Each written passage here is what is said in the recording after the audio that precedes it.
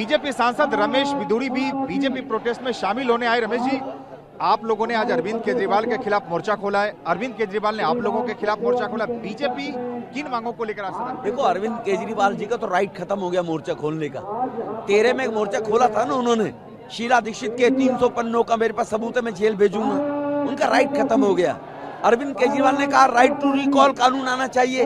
अगर कोई भ्रष्टाचार के बीच में आरोप लगे तो 5 साल तक जनता उसको क्यों झेले, उसको हटना चाहिए। तो केजरीवाल साहब 9 साल में आप दिल्ली विधानसभा में राइट टू रिकॉल लेकर आए कानून। आपने कहा था हम ऐसा जन लोकपाल लेकर कानून लाएंगे कि अगर किसी पर आरोप लगे तो उसकी जांच तो होनी चाहिए। अब आपका एक मंत्री जेल में, दो आपका सांसद जेल में, आपके ऊपर आरोप है, आप क्यों सहयोग नहीं कर रहे? जांच होनी चाहिए, नहीं होनी चाहिए। तो अरविंद केजरीवाल का राइट खत्म हो चुका है। रमेश जी, आप लोग जो है जहां एक और ईडी के 5वें समन के बाद उनके पेश न होने का मुद्दा उठा रहे हैं, वो चंडीगढ़ मेयर इलेक्शन का मुद्दा उठा रहे हैं। नहीं, कोई ना कोई बहाना चाहिए।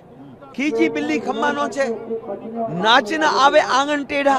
क्योंकि अगर चुनाव हारेंगे तो ईवीएम खराब है, इलेक्शन कमीशन खराब है। चुनाव आप जीतोगे तो मेरी लोकप्रियता है, मेरी योजना है, मेरी पॉलिसी है। तो आपकी पॉलिसी जब नकार दी चंडीगढ़ के लोगों ने, आप चुनाव हार गए, आपके ही लोग आपको वोट नहीं देना चाहते, उनकी वोट उन्होंने कैंसिल कर दी। तो इसमें आप अपने लोगों से मिलिए, इसमें कानून को क्यों घसीटोगे? क्योंकि आरोप लगा रहे हो कि बीजेपी ने साजिश करके नहीं, क्योंकि एक बार अनकॉन्स्टिट्यूशनल काम करके ये दोबारा सीएम बन गए। पहले भी ये ऐसे कानून बना, बगैर कानून के काम के ऑर्डर कर रहे थे फाइलों पर कि 11वीं क्लास के बच्चे को कॉलेज में दाखिल कर दो। अब एजुकेशन पॉलिसी में कानून है कि कॉलेज में जाने के लिए तो 12वीं करनी पड़ेगी। ये एक एग्जांपल मैं इसलिए दे रहा हूँ, लोगों की समझ में आए। तो ऐसी फाइलों पर ऑर्डर करते थे, वो पास नहीं होती थी। तो ये लोगों में ये भ्रम फैलाने में कामयाब हो गया केजरीवाल कि केंद्र मुझे काम नहीं करने दे रहा। तो रिक्शा वाले, रेहड़ी वाले, ऑटो वाले हमसे कहते थे बिधूड़ी जी आप इनको काम क्यों नहीं करने देते? क्योंकि वो बेचारे गरीब लोग हैं, कम पढ़े लिखे लोग हैं, कानून समझते नहीं है, किसान लोग हैं, मजदूर लोग हैं। ये एक बार काट की हांडी चढ़ा बैठा। अब वो अपनी ईडी से लोगों का ध्यान डाइवर्ट करने के लिए चंडीगढ़ के चुनाव की नौटंकी कर रहे हैं। गुजरात में क्या हुआ आपका? गोवा में क्या हुआ आपका? यूपी में क्या हुआ? 400 सीटों में जमानत जब्त हो, क्या हुआ आपका?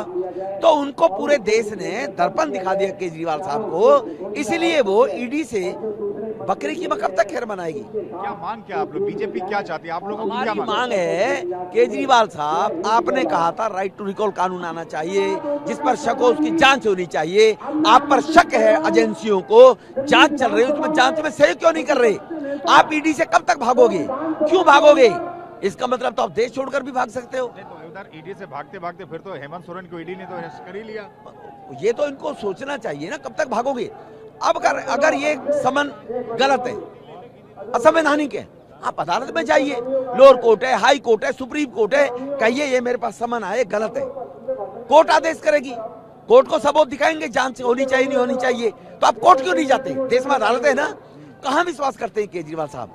अदालतों पे भी विश्वास नहीं करते, सिस्टम पे भी विश्वास नहीं करते, न खाता न बही। जो केजरीवाल कहे वो सही। क्या है केजरीवाल साहब? आप झूठे हैं, आप मक्कार हैं, आप 2 बच्चों की कसम खाई, कांग्रेस बच्चों के सगे नहीं है, तो दिल्ली वासियों के क्या सगे होंगे? आप लोग क्या उनके इस्तीफे की मांग करते हैं अरविंद केजरीवाल की? अब नेचुरल है, उसको ईडी के सामने जाना चाहिए। दूध का दूध पानी हो। अगर आप ईमानदार है तो आप मुख्यमंत्री बने रहें, आप चोर हैं तो आपको मुख्यमंत्री में से रिजाइन करना पड़ेगा। ये थे बीजेपी सांसद रमेश बिधूड़ी, और उनका साफ तौर से कहना है कि अगर अरविंद केजरीवाल ईमानदार हैं तो वो ईडी के सामने पेश होने से क्यों भाग रहे हैं, और अगर वो भाग रहे हैं इसका मतलब जरूर उनके खिलाफ कुछ न कुछ सबूत है जिससे कि वो एजेंसियों के सामना करने से बच रहे हैं। जर्नलिस्ट गंगा के साथ सुमंत कुमार, TV9।